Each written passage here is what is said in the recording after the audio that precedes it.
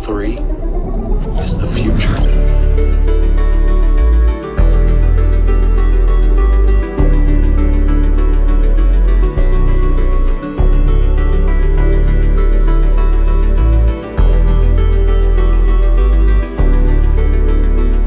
Welcome, crew, to What Are Your Three, a Channel 3 podcast where we take a member of the Channel 3 community, discuss 3 games of their choosing, go through some honorable mentions, along with some other odds and ends for a nice little video game discussion. I'm Dan Tucker. With me, as always, Ray. What's going on, everybody? Today's guest, I guess we have to start naming these or creating the ticket redemption series, because I think this is going to be our third one now. 25 tickets redeemed by JPEG for tonight's guest. It is c3.gg/funkstyle himself. Funk, how are you doing tonight? Good. How are you guys? We're good. We're excited to have you here again.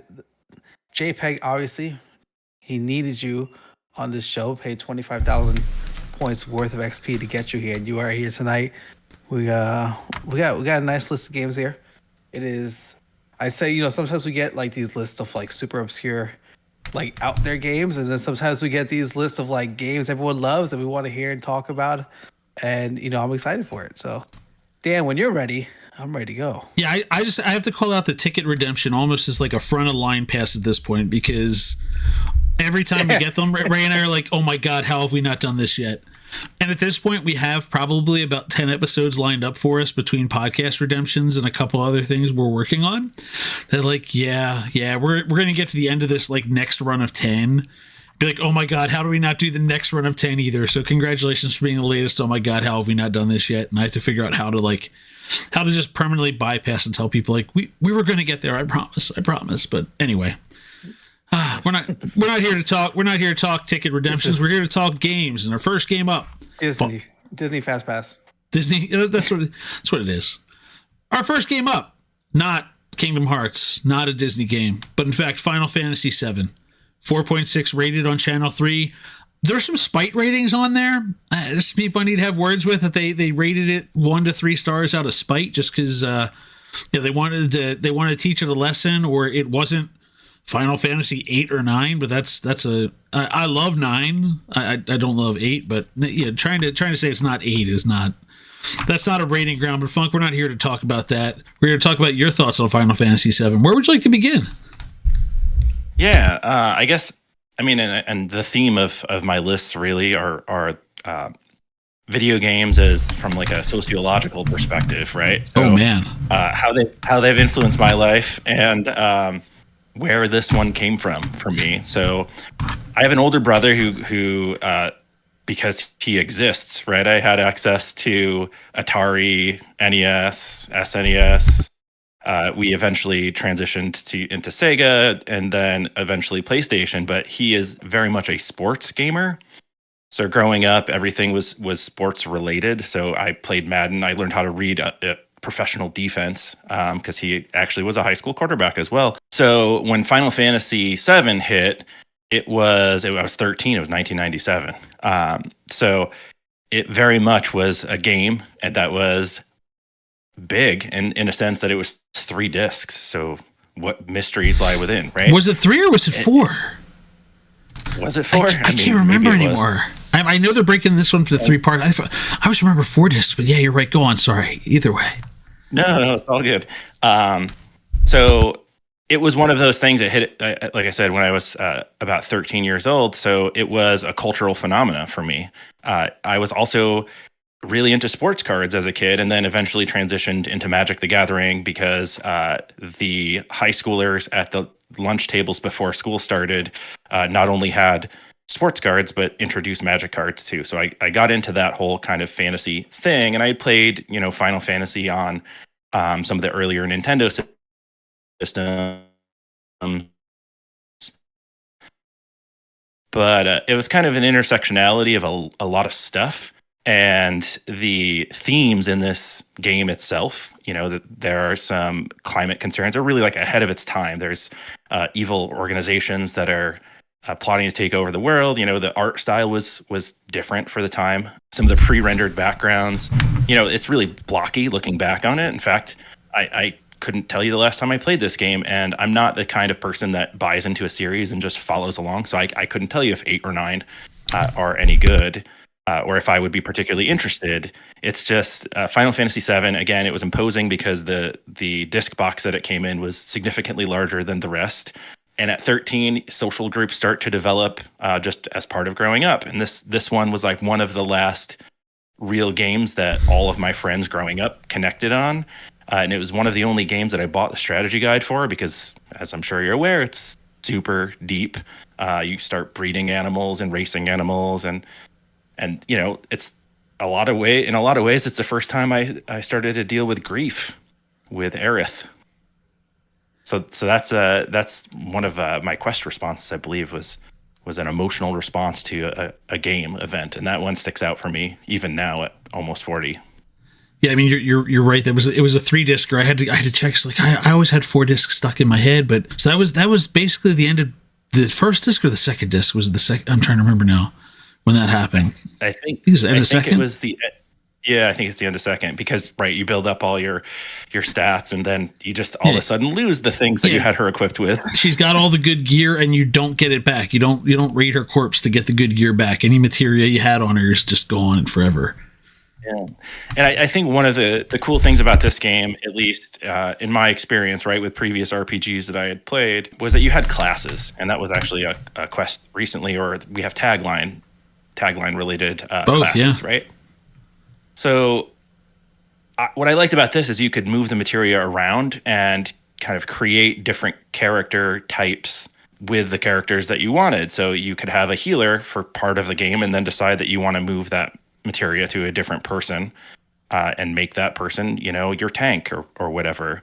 So that was a cool part of the game. But realistically, in terms of like societal impact as well, not only was this game hugely popular, right? And it's kind of like, oh, it's number one, ho-hum, everybody knows it. The fact that it was dealing with really kind of issues that were before their time in terms of like eco-terrorism and corporations that were overreaching. And now in hindsight, what is it? It's 20, 30, 27 years later. All is well. Let's see. It's like none of this happened at all, right? Hey, so I have to ask. So you had the Brady guide for the game, or whatever. I think it was like a Brady guide. It was a thick book. I remember my dad had gotten it as well.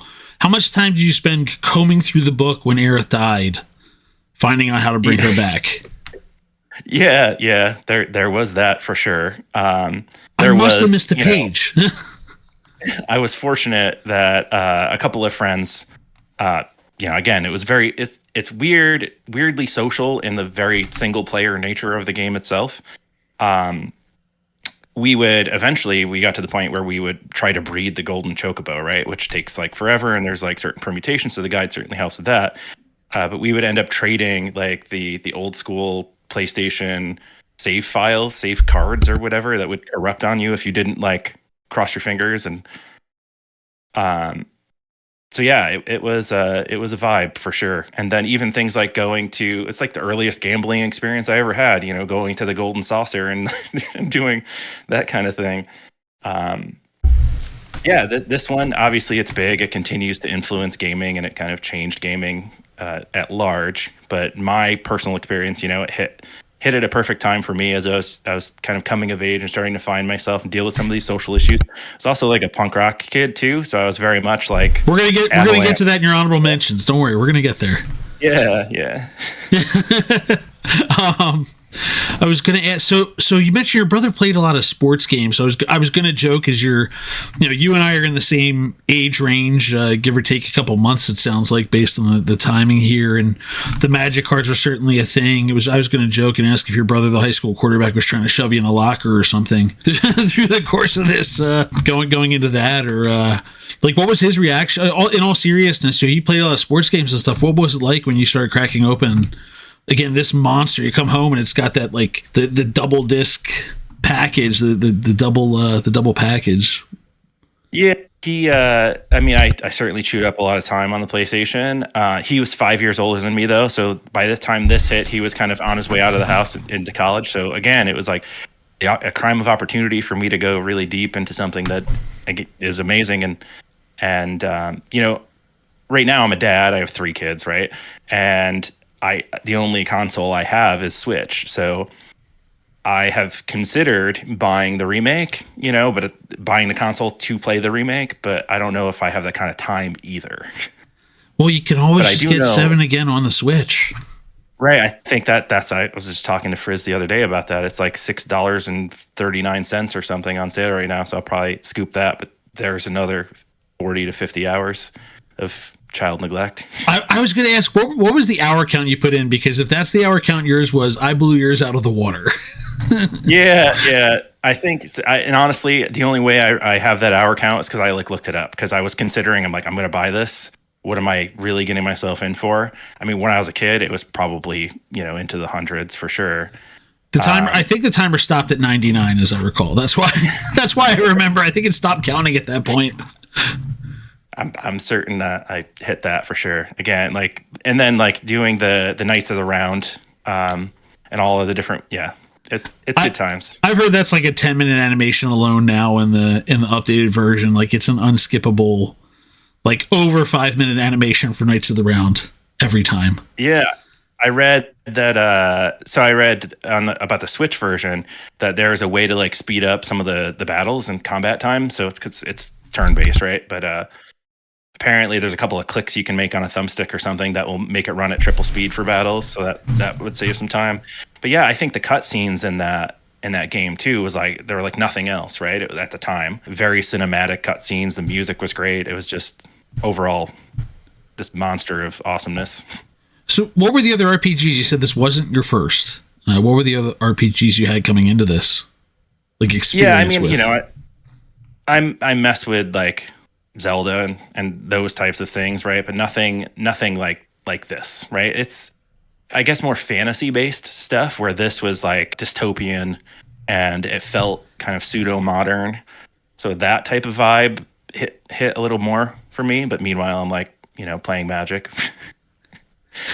Yeah, the anachronistic vibe of it, of this techno culture, a lot of technology in the culture. Everybody's running around with, you have a guy with a gun arm too, but mostly everybody's running around with swords and staffs and the like. And a vibe that I think the Final Fantasy series has only continued to dwell in when you look at games like 15, where you're driving a Cadillac and and running around with somebody in a full suit of armor also. So they know where their bread is buttered at the same time. So that's fair. Have you thought at all about, I'm going to use the Kingdom Heartsification as a term here, and Ray's gonna just settle down. Ray, he's got that unmute button ready to go here. But I was just kind of curious. You thought about dabbling with it, but it is an entirely different experience. I started to crack Remake last night, and I started to play it before. I never got far with it. Just stuff came up with life at the time. I started to play it again, and I forgot, they really Kingdom Hearts'd it up, and it's not the turn-based. I didn't know what your thoughts were as far as, is that intimidating to look at the same time versus the turn-based gameplay, or you just want to kind of experience and see what they did and why, and kind of whatever they're going to give me, they're going to give me. Yeah, I mean, I think that, I don't know, it's one of those things where I'm also kind of a respect the classics type guy. So honestly, I dig a good platformer as well, anything that's old school. So I mess with, in terms of C3, right? I mess with the Retro Games Fun Time group and play all the old stuff. So I'm kind of at the time, for the time and place, this hit the chord for me, and I want to keep those memories the way that they are, and I don't want to go back and have it be spoiled. In that case, I'll just tell you, I recommend Sea of Stars and the Final Fantasy Pixel remasters, because they just give you Final Fantasy 1 to 6. You can get it right on the Switch there. It's just 6 game instantaneously appearing. Just put it on your wish list and dive into that. I think that's your solution there. Nice. Yeah, I was watching. I saw Froggy's stream, I think, the other night, and he went to his home screen on his Switch, and it was all of the first 6 Final Fantasy games were the most recently played or downloaded or whatever. So I'll check it out. Beautiful. Yeah, it's a nice upgrade. But if you want to stick with the turn-based, I say go back for it, because especially what we knew is 3, but what is Final Fantasy 6 on the Super Nintendo is a top tier game. So game number 2 now, we go to Halo Combat Evolved, which is one that's come up a couple times. People picked this the original Halo game. So you dated yourself when you talk about Final Fantasy. So where Where are you? You're like 17-ish when this comes out, like late high Yeah. school, right? Yep. So you turn on the game on this new system, right? You put it as your favorite console launch game. You turn it on this big block of a system with your big block controller, and the music hits. And what happens? Yeah, I mean, my mind is sufficiently blown, really. So I also, again, to reference kind of my youth, right, growing up, my dad was in a manufacturing business, and that kind of went south, literally, with NAFTA. So he then had to find a second career and became this computer engineer, right? So he engaged in some early internet activities, and we had internet at home, and so I had Wolfenstein. I first person shooter from the beginning, right? Wolfenstein, Quake, Quake 2, which was killer, like Nine Inch Nails stuff going on there. So I was familiar. I used to play over dial-up with a couple of buddies in Quake. And then I remember I was like, oh, I'm going to get an Xbox. I honestly don't. It probably was so that we could have like a better version of Madden or something.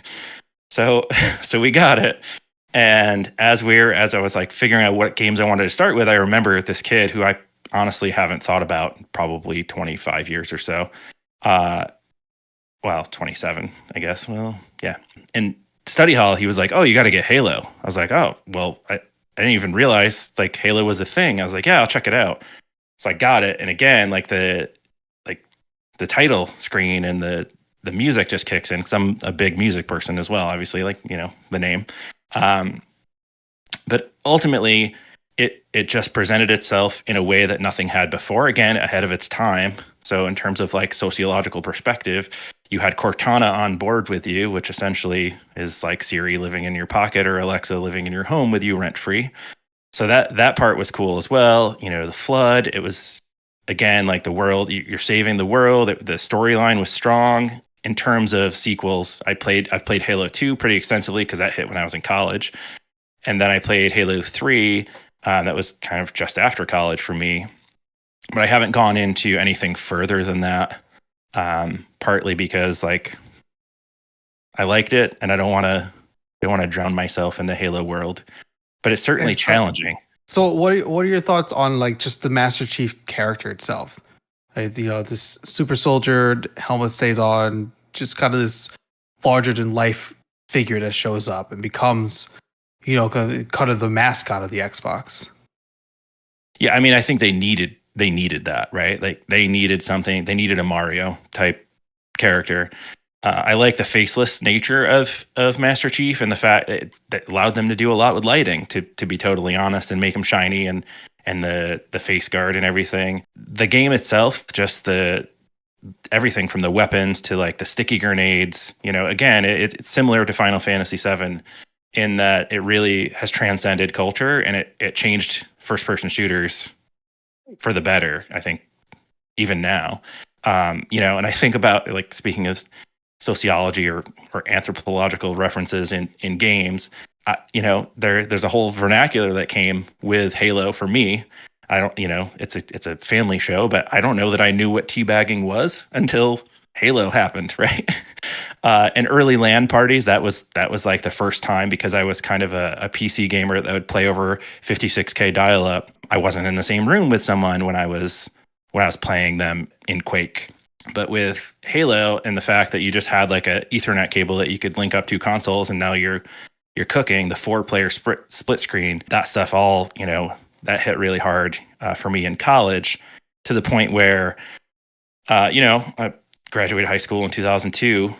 So cable internet was like kind of just cooking, not really hugely popular in homes anyway. So at that point in the college dorm, I had buddies who had rooms that were one floor above each other directly.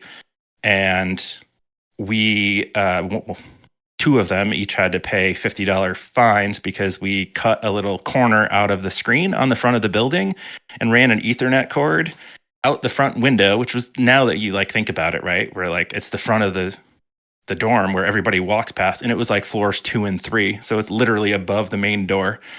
and we wired an Ethernet cable out and plugged in 2 Xboxes so we could get like 8-player going. It was wild. At least you guys were subtle. Yeah, right. Well, and then so there's this one night we're like jamming, and there's this knock on the door, and it's one of the resident directors, and he's like, "Hey, I don't know if it's you, but is there something sticking out of your window?" And we're like, "That's weird. Yeah, I don't know." So eventually we were like, "Okay, we're gonna be billed for the screen anyway. Can we just keep doing this until?"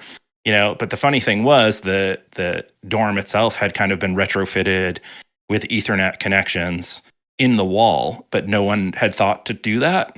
So eventually we figured out that you could do that, and that would bring up the entire campus network, and you could see other people across, in a different dorm across campus, and you could only see like that they were there. Or I can't remember exactly how it works. It was kind of pre Xbox Live, or Xbox Live wasn't like totally killing it yet, which was good because you didn't get a lot of there's no voice at all. That came later, but ultimately I remember someone changed their Halo name to a phone number, and we like called that phone number, and it was another residence hall across campus, and we like figured out how to get these death matches going.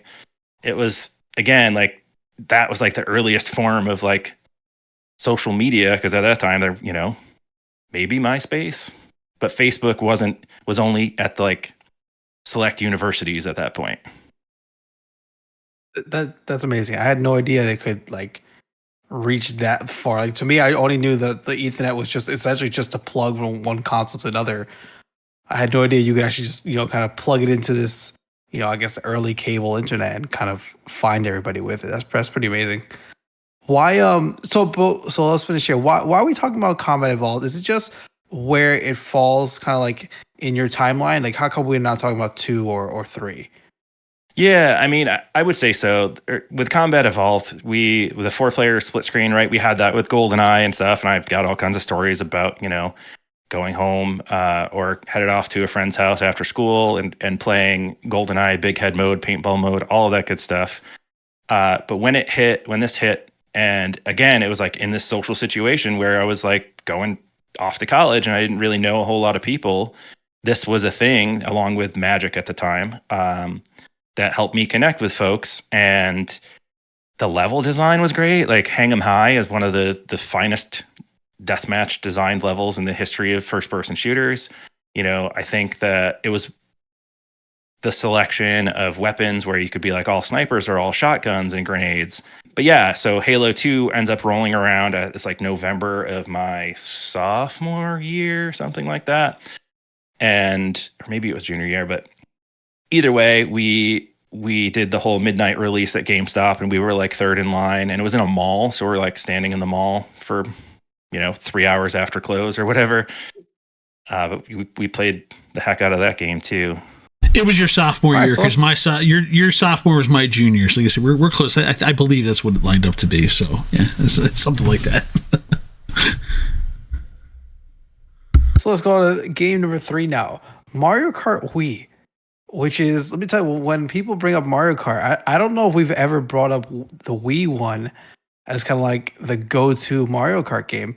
So why is this one you want to talk about today? Yeah, so this one is obviously, I'd played Super Mario Kart, right? Which you play it now in the control scheme. I know it rubs a lot of folks the wrong way, particularly on C3 when we used to do the time trials. Frizz, for one, hates it, and that's kind of awesome. But ultimately, we hit at a time when I just graduated college and started working.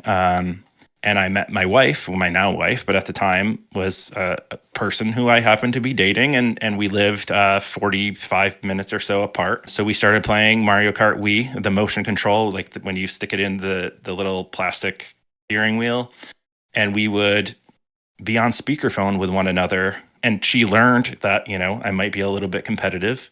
And I thought I was pretty good at kart at the time, right? Little did I know, fast forward to 2021. Yeah. We were all amazing at kart. Yep. But that was, in terms of impact on my life, that game was a game that I connected with her on. And then she would have her friends. So I met a bunch of her friends through that game as well. Now none of them will play with me, of course. But because I'm told people don't play kart like you do, I was like, oh, trust me, they do. So I mean, that's the original tilt controls, right? So that was where you were playing. You used that feature a whole bunch. Oh yeah. Eventually, I ended up going on like PlayAsia.com, and I ordered a GameCube controller that was like that matched. It had to be. I had to get a white one because I had to match the Wii, and then I got into Brawl, Strikers Charged, which Ray, I know it's a favorite. The best game ever. Yes, I know. It is. Yeah, I was actually just listening to your episode the other day. And I was thinking about the team that I would construct with that. I think I still have a copy of the game behind me somewhere. My Wii is, who knows, it's around here somewhere. But yeah, it was the tilt controls thing. And I think that was like novel to her as well. Because the only console she ever had growing up was a Super Nintendo. And she played, Tetris Attack and puzzle games. So we still do that. In fact, tonight she was like, hey, do you want to play puzzle games tonight? I was like, oh, I'm going to do the podcast. So she's down playing the watermelon game right now. There you go. So how seriously do you think you took kart kind of back then as compared to now? I mean, at the end of the day, like it's all about the laughs with the guys. So I mean, I say I take it seriously compared to, commoners, right? Like people who think they're good. Yeah, exactly. Yeah. But back then, there was the online feature, right? I played a bunch of kart Wii online. I did the Tetris online stuff too, and I was like, I'm pretty good at Tetris. Well, anyone ever watches anyone who's actually good at Tetris, you realize very quickly that there are levels to this game, right?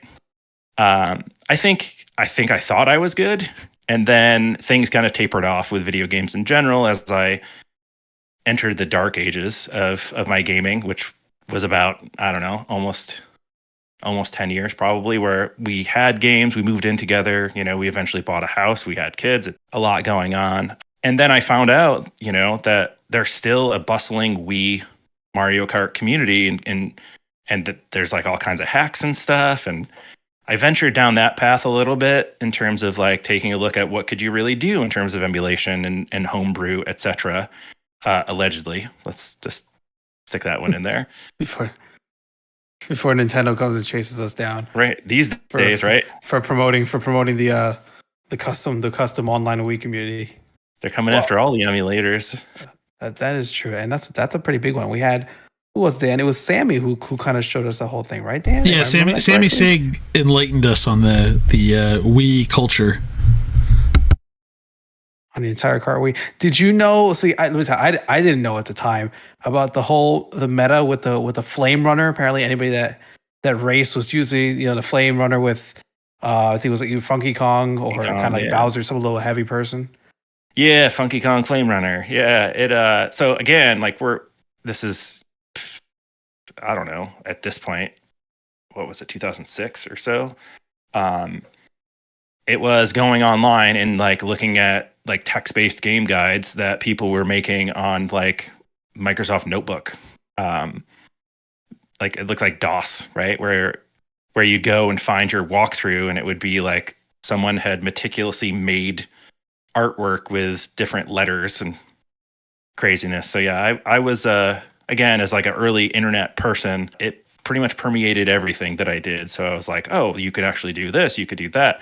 I remember the first capture card I had, and this was just to like record my own stuff because again, YouTube wasn't really bustling yet. It barely existed. Yeah, it was a USB on one end and then an RCA on the other.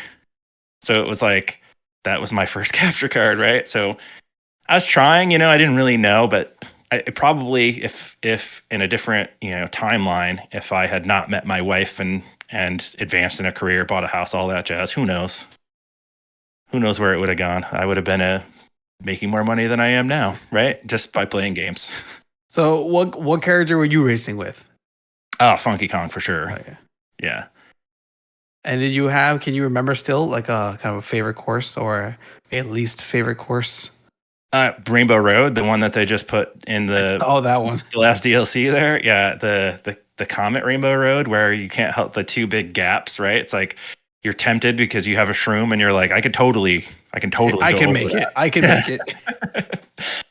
And then, inevitably you never do, and it has like the worst reset time because you turn into the comet and it like pulls you. Yeah. So that one was the least favorite, right? I liked the DK Summit one that they remade. Those cuts were great. The fact that they left them in, Yeah, and how I honestly found the dad gaming and the kart community and subsequently C3 was like I thought about, Mario Kart, it's really easy and we can like in terms of access for people and we can have I had, I'm a teacher, or I was a teacher, now I'm an administrator. So I had kids that would play, they would bring in their 3DS, and I would just be totally envious of them because it wasn't the monochrome Game Boy that I had growing up. And they would talk about Mario Kart, and I'd be like, oh yeah, I know Mario Kart, whatever. So I think in like 2020, I bought a 3DS XL, like a new 3DS XL that came with Mario Kart 7 preloaded on it. So I started playing that, and then eventually I was like, why don't I just get a Switch because my kids are getting old enough to be able to game, and let's just do this. Yeah, right. Bought it for the kids. Air quotes for the kids. We won't. Yeah. And then I scooped up a copy of Deluxe and was like, this is kind of cool. And then I don't know how I landed in the Dad Gaming Kart Facebook group, but I joined Kart Gangs. I like read the little Google Doc that said all the things I had to do and hopped on. And the first team I was on, Basic led the team. I think I may have been like a Basic video I watched on YouTube that was like a suggested video or something. And he's like, well, I'm in this league, right? And I was like, oh, there's leagues for Mario Kart? And I had, no concept. I was very much in dad mode. And then I looked it up and I ended up on a Kart Gangs team with Basic and Mamba. And we were the Roys, right? So my me is Roy, and it always has been. And I change it, and like people give me an earful of like, you're changing your me. I can't tell that that's you on, right? How dare you? Yeah, right. This is selfish at this point. It's pretty funny though. Toots is the one who's like, you can't do that, right? But anyway, I join and I do my first Kart Gangs, and I am like fighting to not get lapped by Basic, right? And I feel horrible because here I am. It was like a 6-man season, and I am like desperately in last. And something's got to give, right? So then I took some time and put some time into it, and again, like it. You got to grind. There is a grind, right? Frizz came out of nowhere and jumped ahead of a ton of people, but he spent 950 hours on the game last year. So from there, I then, talked to some friends. Cardi C is one from high school that used to play Super Mario Kart on the NES or on the SNES, and had to get that in there. So I was clear my allegiance. And he then, messaged Frizz and was like, hey, a bunch of guys are playing Mario Kart. You should come check it out. And now, we're doing it over on C3 and Cups League and all that stuff. It's great. So Frizz is your fault, really. Yeah, and kind of. Yeah, it's a good time though. He loves the game, and he makes both Cardi C and I better, and I think the community better because it makes everybody want to beat someone other than Basic, right? So I have to go back to one thing you said and just ask: do you ever go and play your students just to let them know that there's a whole world out there that's faster than them? We did. I don't. No, we did. At the time, right? I did a bunch of after school groups and stuff like that. Nothing like it was. I'm an elementary school teacher, so I didn't have the opportunity to do like esports stuff. And I the last year I taught was 8 years ago, and then I became an administrator, went to the dark side. But ultimately, I ran these after school groups, and we played like Rock Band and that type of thing, the very kind of active motion control-y stuff. I must have sat down and played Mario Kart with them or Smash or something, but nothing that sticks out. Like, I don't want to humble kids that much. I want to keep their dreams alive. That's good of you. They were all into Minecraft at the time too. It was like when Minecraft hit. Oh yeah, that was huge. They were trying to get Minecraft in the classroom. Yeah. Especially when I hit the Xbox 360. My youngest was all over that. My youngest brother when it happened. My son, it's on their laptops for school. They have Minecraft on there. It's just it is what it is now. He's got his own little Minecraft with his friends. They've got some computer time for. So it is what it is now. My oldest child is going to be 10 this year, and we have it on Switch, and they're Roblox and tablets. So it's all like I'm trying to be like, hey, there's this really cool console thing that like Dad had, and you can take it. And her teacher is into Animal Crossing and had a YouTuber feature the island that she made on Animal Crossing. So then she's in 4th grade. She comes home and she's like, oh, my teacher has this island. We got to get Animal Crossing, right? So I'm like, oh, your teacher's doing it. So now you're interested in Switch? Funk, I have a criminal justice degree. I'm ready to go. I took a lot of sociology classes, so I'm ready to break the glass as we're going to move into honorable mentions and break that out here, as well as the early 2000s, late 90s punk, pop punk, etc. scenes here. So we're ready to talk about your honorable mentions. Let's move into Tony Hawk Pro Skater 2. 4.6 rated on the site. Pretty fair there. We'll talk about the epic soundtrack while we go through here, but how did this one end up leading off the honorable mentions for you, first of all? Yeah, I mean, as I alluded to before, my brother is really into sports, and sports games were a big part of me, like growing up from being, a small kid to like being able to maybe afford a game every now and then when they were affordable. And so the original Tony Hawk Pro Skater came in, and I was like, oh, we're also X Games culture too, right? That's when X Games really started to take off and become popular and show up everywhere. So I skated and did all of that stuff. But the original Tony Hawk was awesome, but the graphics, I felt like it left a little to be desired. And the music was this very bland, like it was like power chords in kind of an aggressive style. So a lot of times I would just like turn that soundtrack off and put on my own CDs.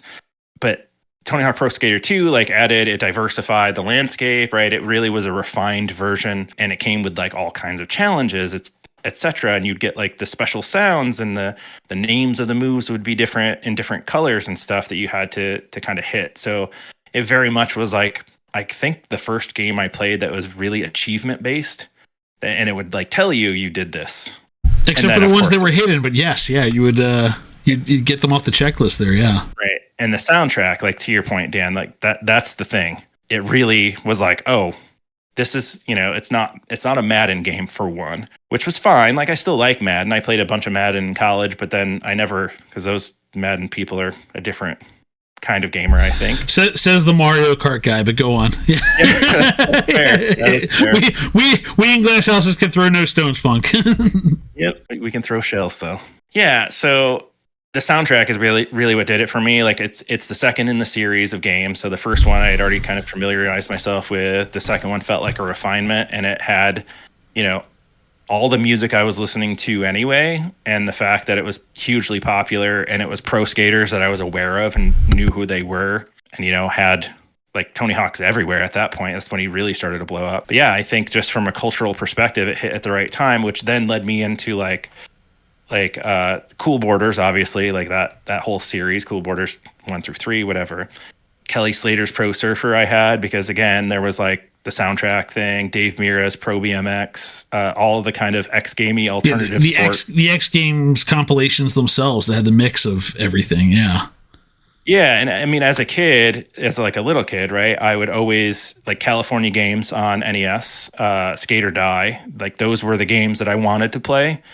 But there wasn't really an appetite for it in my house. So when we'd go to the video rental place and rent out a video game, I was trumped as the youngest and really the only one interested in those types of games. So when Tony Hawk and all of the Kelly Slater, Dave Mira, all of that stuff hit, I was all about it.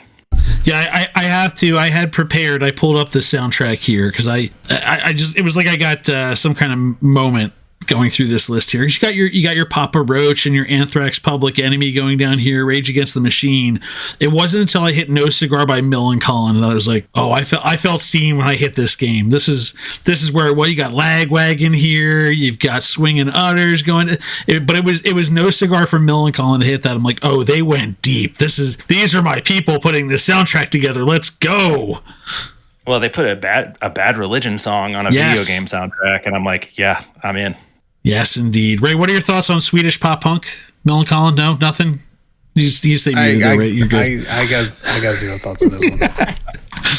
No, that was like a band that you had to know where the record store was. That somebody told you go listen to this band, and that was one of those things. I saw them like 3 times in Philadelphia, and then saw them on the Warped Tour, and like, who knows us? And they're like 5 is there, like, we do. Yes, let's go. Yeah, and then you hear it on the Tony Hawk 2 soundtrack. It was like, what is happening here? This is awesome. Yeah, Warped Tour. That was a whole nother like experience in life. Yeah, I could do like an hour on that if you want, but we'll save that for another day. So you did some skateboarding IRL though through this. Was this so? How far did that go, and where did this kind of intersect with that in time, or were they separate times altogether? I mean, it was around the same time. It was just we had boards. We had one of our friends had like a relatively sizable garage, and he built like a couple of rails and stuff. But I never like pursued it enough, because also during this time I was playing like all kinds of youth sports as well, right? So I was like continuing to follow that whole organized sports path. While palming some Magic cards in the meantime. Just keep those tucked away. Right, and being politically active at age 13, right? Like that's not the typical. My parents were thoughtful, and they gave me space to think about, video games as a sociological perspective, right? Like at that age, it was significantly different, I'll say, than my siblings.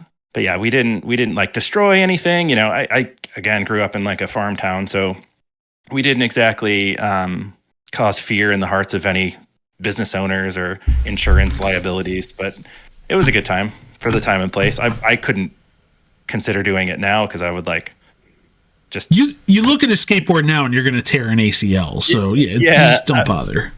I thought about like longboards and stuff, so I could like have my kids on it, and it's just very stable. But I don't know. No, I was into the that was my my footwear and some of my clothing crossed into that. That was the closest I got to skateboarding. So I got nothing. Did you play the upgraded version at all when they released 1 and 2 combined? I have not. I actually that is on the list of things to pick up. But again, I'm like, I don't want to fly too close to the sun and like have a, soil that Icarus. Just put it on the Switch wish list. It's a solid translation on the Switch too. In addition to the place, like the PS5 4 or 5, whatever it is, version's really good. But the Switch version works well. So don't knock it. Put it on the wish list. If they get it for a good price, just dive in, Funk. Do it. The Steam sales right now, I'm just staring. I'm looking at it. The Pro Skater 1 and 2 is on sale for $16 right now. Yeah, Halo's on sale too. Halo's on sale for you can get it for like $3 right now on Steam. I got to get into, so I do like some of the emulation stuff on like the Anbernic handhelds and all of like the classics, PS1 and down, and that's always like in my work bag. And it's it's interesting because I've caught some looks at the office where I'll like have downtime between meetings or whatever, and someone will walk by and they're like, is it a Game Boy? I'm like, no, it's much more complex. How dare you? But yeah, Steam is something I'm interested in. I just haven't really taken the plunge yet. But yeah, C3, it's a bunch of enablers, right? I've tried a whole bunch of indie games. I just picked up Salamander County Public Access or yes, I saw you say one of us. Yes, I think you guys are all nuts. Ray, listen, I'm watching videos of what you guys are doing. I think you guys are crazy. Forget the videos, Ray. I'm telling you, just go. I think it's on sale on Steam right now. Or you said you got it on the Switch, right, Funk? Yeah, I got it on Switch. Yeah, Ray, I'm telling you, like it's one thing to watch it, it's another thing to live in it. I'll watch you hit an orange with a banana. This is what I watch. And Danny and Brian aren't gonna catch me.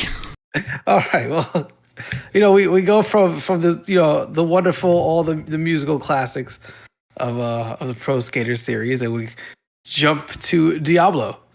That's a normal transition, right? Yeah. Again, so here's another one where you're going with the original game on a series that's got a whole bunch of ones, but we're going original Diablo. So what's the story with this one? Again, it's like it's the game for the time and place, right? It was I would play Diablo online on Blizzard.net when it was very like it's almost like stone tools compared to what's going on now. but yeah, I would do that. I would play on the like player killer servers where you'd like collect people's ears and stuff. It was my first experience with clans. It was when the like OG World of Warcraft. Those were the two games that Blizzard had, and I had done a little bit of that. But Diablo was the one. Diablo was a game that I remember distinctly playing. Like I shared a room with my brother as well growing up. So like once he was out, I was like, I had my computer upstairs and I would play Diablo online for hours at a time and get all the buffs and find all the best gear and stuff like that. And again, like it all pales in comparison to what's going on now with RPGs, etc. But it was also controlled as well. So it was just great memories. And I remember before I even knew like that you could get into the back end and like change some things around so you could duplicate items and stuff. I remember I played so much that someone was like, hey, I like joined a guild as two different people. And I remember talking to somebody, it's all text based, and they were like, oh, well, we think this person is cheating. And they were talking about my other character. And I was like, well, you can do that? So then I like figured out how to do that. Yeah, I mean, even when I was reading the description of the game, I think one of the first things that comes up is, and by the way, you know, the cheating controls were, you know, not a thing at the time, so people could back end and mod stuff. That's like part of the description of the game. It's almost like part of the the mystique of the game now. It's like, hey, by the way, people could cheat, and we really just didn't know how to deal with it. But enjoy. Yeah, and seeing what Blizzard would go on to do, right? So StarCraft was around at the time, so I should say that like those were the three big Blizzard games at the time, and that StarCraft is like the game where I started to just learn how big in like Korea StarCraft gaming was huge, and they would fill arenas even 20, 25 years ago. Yeah, I mean that is again. Looking back on it now, it's super simplistic. I did play Diablo 2. There was also an expansion called Hellfire that I had played, but it wasn't, there was no voice chat. So all of these people, it was like on IRC, which again is like a rudimentary way to communicate back then. And it hit at a time for me where it was a single player game that you could have multiple people on the level, but only through the internet. So PC gaming and I it always happened in the background, but I'm really like a console person. So when you played, did you play as you had two characters, but you played as warrior, rogue, or sorcerer? The sorcerer one was the character that I was accused of cheating with, and I remember the screen name I had used, and it was like the screen name that a 13-year-old kid would use. It was Voodoo Guy or something like that. So you played So I was gonna say, so you played Diablo 2 and then you never played 3 or kind of the newer one. Obviously the newer one you didn't play. No, I didn't like it. And I honestly like PC gaming. At that point, I would go with my dad to computer shows and stuff like that, and I would get like cheap games, and I'd play a bunch of like mini game compilations and stuff. I got into music for a while, and that's what I kind of used the computer for. Again, this is a time when Napster hit as well, so there were some of those among us. Present company excluded. Theoretically speaking. who may or may not have established an empire as someone who was familiar with the internet when Napster hit and had friends who were also enjoyers of music. That was the problem. That was the problem in our time, Funk, because we went to college, you had these high-speed internet connections. What are you going to do? Right. Gotta use them for something. So you're playing this game multiplayer, and you're playing with other people, and you're in clans. But I mean, the game has an ending, right? You do beat kind of the final boss. Do you play the game over again? How does the attention? How do you keep the attention on this game? Yeah, I mean there are different difficulty levels, right? And you could like see what kind of gear the like non-buffed up gear, right, that you go into battles with. It's funny that you phrase that question like that. Like, well, what do you do after you beat it? Because when a few months ago I beat Super Mario Brothers Wonder, and I have a 9-year-old and a 7-year-old daughters, and they were watching me like do the thing at the end of the game and beat Bowser, and they're like, well, now what do you do? And I was like, well, now the game really begins, right? So it's like once you've proven yourself, like, oh, I could do this, you start challenging yourself. A game like Diablo, it's like, how fast can you do it? how reserved can you do it? Like what's the least amount of damage you can take, right? All of those types of things. But again, there was no achievement system. There may have been some random, GeoCities website that someone would like post and said, I beat this and this, but there was no video evidence or screenshots even, because it was like not a thing people did then. Yeah, I mean, you would get like the best spells and see if you could do it solo in under, whatever amount of time. Now, again, we're really going to break out the sociological discussion here. So we're moving on to your final honorable mention here, which is the original Fatal Frame, a 4.0 on the site, one we have not breached a conversation on yet. I'm just going to open it up with based on a true story. Just slapped right there on the title screen. So I want that to kind of frame this conversation besides the kind of what's going on with the rest of it here. But how did you end up with this game? And what happened when you turned it on? You're like, what do you mean on a real story? Because it's also like you're a young adult by that point. But I want to know, tell me, Funk, how did this happen? So again, as someone who is like a punk rocker at heart, right? I kind of lived in the margins of what might be ethically sound. And I was a tinkerer as well, right? Like I was, like I said, about the Diablo thing and kind of finding ways to figuring out that you could do this and then ultimately doing it. And at the time, the game servers like wouldn't ban you because they had no recourse, like Ray was alluding to. Fatal Frame happened because I had a PS2 and there was a way to get around some of this stuff with the PS2 console itself. And my college girlfriend at the time, her dad had bought me a Blockbuster Game Pass. So, and I may or may not have had the ability to duplicate DVDs. Theoretically, I think statute of limitations is up, just so we're clear. But yeah, right. But theoretically speaking, yeah. So theoretically speaking, there was a way for me to like essentially, I think about it as like writing bad checks, right? Like you would kite a check. I'd kite a game. I'd be like, oh, I'm gonna get, because the Game Pass was like he paid for like 3 months, and I would like go to Blockbuster, grab a game and be like, oh, this looks cool. Go back to the apartment with my roommates and be like, oh, let's just get this one going. And then I'm going to go return that and grab another.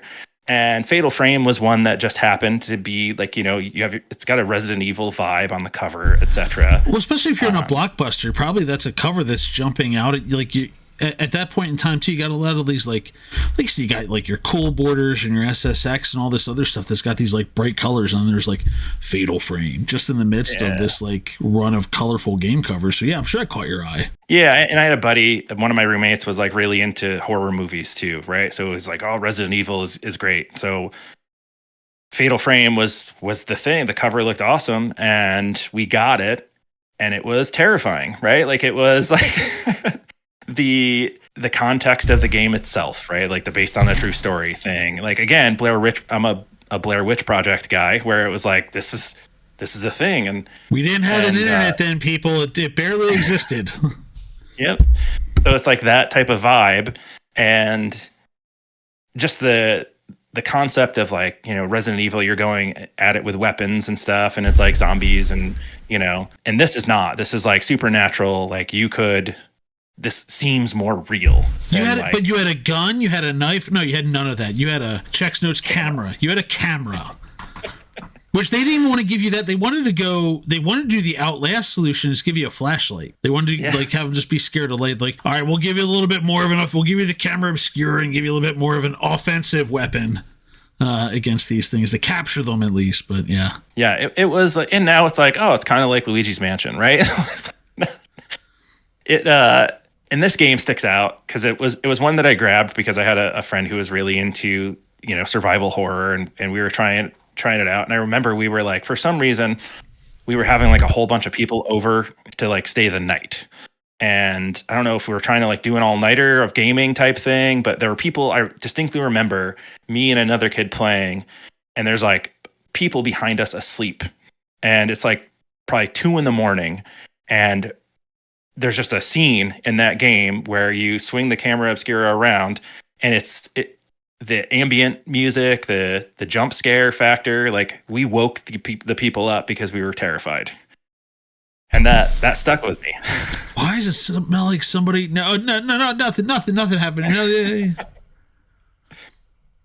So That was like, visually, this game was different though too. Because you talked about some pre-rendered backgrounds earlier in the conversation, which also kind of foreshadowed now. This game looked different because they did not pre-render backgrounds, so it wasn't like your character was moving on. Like if you watch old animation, they would do a matte painting in the background, your characters would be cell shaded on top. This was the same thing. Like your character was living in it. There was like a different vibe to this game, even from Resident Evil, where like your character was on top of a pre-rendered environment. This was rendered at the same time, so just it felt different. I wish I could explain it better than that, but it felt different too. yeah, I actually, when I was putting this list together, I went back and watched some gameplay and was like, yeah, no, this explains why I was terrified, right? Like it made a list of some, scariest video games in history or something. It's on the list. So I would advise folks to give it a whirl. Yeah, well, and like I said, this was not at the time. There was, you had your Silent Hills, you had your Resident Evils, but they all gave you weapons and you're battling physical creatures. This is just like, it's creepy. There's jump scares. The jump scares are subtle when they're doing this. Like you're turning around, you're not hearing noise. Like you have jump scares in Resident Evil 2 where like a Titan or something crashes through a wall at you and you're like, okay, you kind of know something's going to happen here. This is just like eerie, and there's like a vibe to this game by comparison. Yeah, and there's like, I know that there's at least one more game, right? I'm not certain how far they went in the series, but like all I needed was a dose of the first one and was like, I'm all set. I have to shout out Smash Brothers Ultimate because that was my first introduction to this game. Was like, what is this? There's a trophy where the camera obscura and Miku are using the camera to capture you. I'm like, what is happening? Why is this camera frame following me around and zapping me? And like that's the first time I learned about this game. I had to go look it up and find out what's going on here. So shout out Smash Brothers for being one of the best video game history pieces out there. So let's do another polar jump. I think slightly, this is probably gonna be a little bit whiplash here because there's a Tony Hawk 2 Pro Skater, Diablo. There's a chain that I absolutely see where those paths converge with the magic and that's those subcultures. That wasn't a whiplash. We're whiplashing now, going from Fatal Frame into your future game. We're going to talk about Princess Peach Showtime.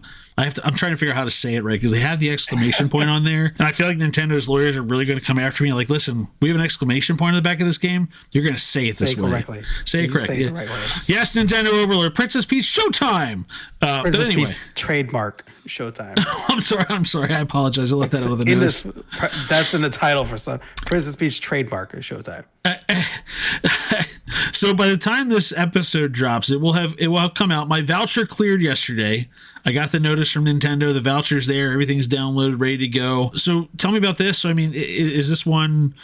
Listen, I'm not pushing this on your daughters or anything. I have a 9-year-old daughter also who's she's excited. This ad's constantly being thrown at us on everything. So I know she's more excited for this than she's been for a game in a while. But where are you at with this? Yeah, I mean, that's really what it is, right? It's like these days, in terms of new games, there's not a whole lot that I'm like, I basically trust you all to be like, oh, this thing is a good game to check out.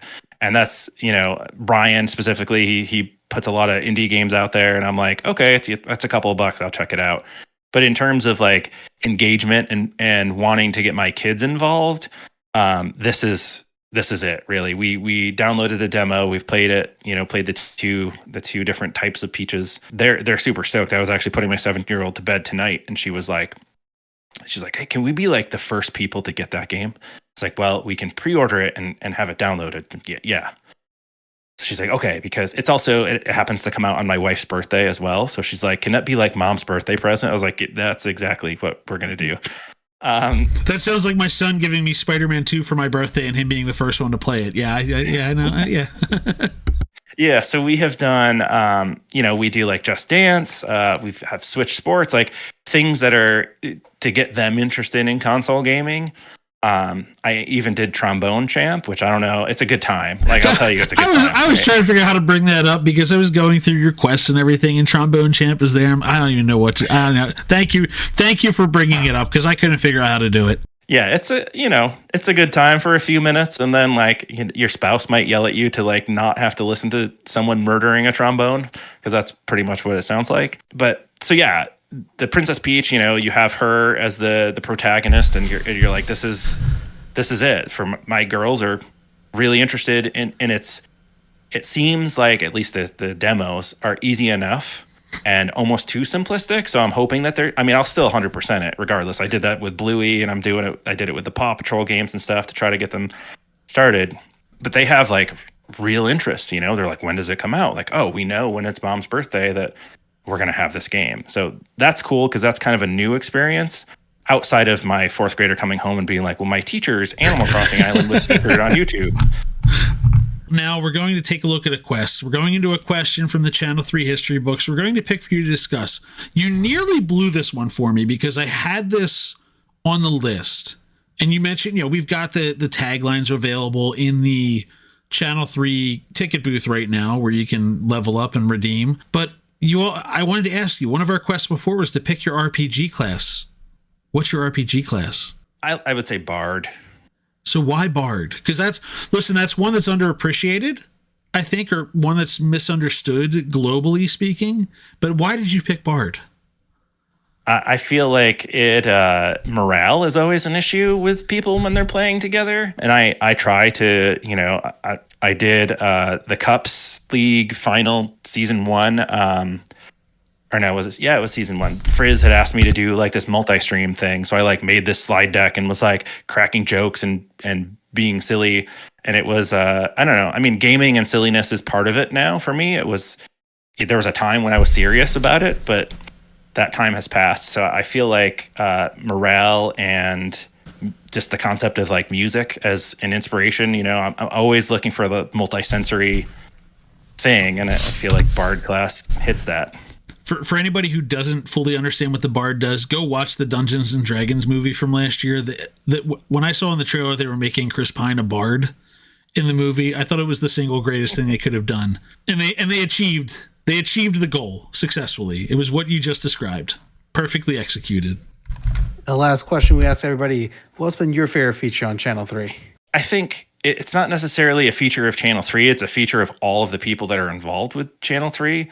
And I mean, I could say clubs, right? I'll just say clubs, but what I really mean is that like it's not toxic, right? It's not like the Halo 2, Halo 3, like when voice chat first happened, where everyone is just like you learn all kinds of different. Yeah, like, I learned things about my mother then. Yeah, right? Like is that humanly possible to do, right? Yeah, Channel 3 is just great people and supportive, and like. Again, I think we're all probably detrimental to each other's wallets, where it's like, oh, this game is awesome, you got to check it out. And I'm like, it's only $40 here, $40 there. But yeah, I think just the community as a whole, like how Joel is so easy to just connect with and be like, hey, it would be cool if this. I'm hoping that it's not always that way, and I'm hoping that you all, are significantly more busy as this thing takes off. But I would say the clubs and just the way that people are there for each other. I started doing like marbles on stream recently with Nightcrawler, his Twitch channel. And I know, Dan, you were doing some marbles, daytime marbles. And like that whole concept of marbles like strikes such a chord with who I am as a gamer, because it's just you're along for the ride. Let me know how that goes in the office on Monday when we do midday marbles again. Your fellow administrator's like, what are you doing on your phone? I type play and it gives me a marble that as my son was homesick when I did it on Tuesday. He's like, what do you mean this is random? I said, son, this is the biggest skill game there is on the internet. I don't want to hear it. Yeah. Yeah. It's like, oh yeah, I need a raise so I can buy that $7 marble skin. By the way, right now it is 11:16 p.m. Eastern. And Marbles is occurring right now, actually, on Channel 3. I just looked over. Evil Vixen is running on her Twitch this moment Marbles, because there's Marbles at all time. So there's your proof of concept. People are playing Marbles at all different hours of the day, all the time. Great game. It just lends itself to all kinds of innuendos too when you're playing Marbles. Again, I mentioned I had an 11-year-old boy doing this. Yeah, I'm aware. Yeah. And with that, we've made it to the end of another What Are Your Three podcast. Thank you, Funk, for being our guest. You can find the podcast at c3.gg/podcast, dropping every Wednesday morning at 3:33 a.m. Eastern on all the major platforms, including Spotify, YouTube Music, and Apple. I'm Ray. Dan puts this all together. Our theme song is by Cash the Garden. And for our executive producer, Joel Willis, have a good day, everybody.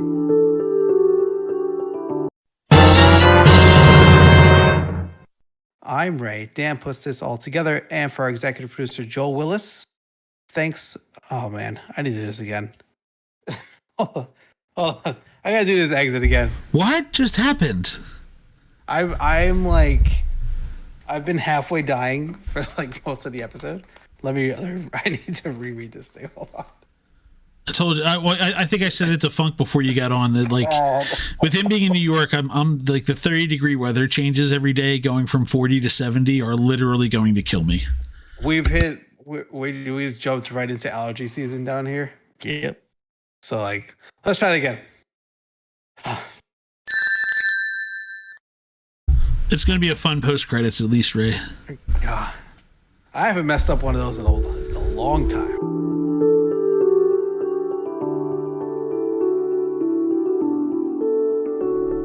Channel 3 is the future.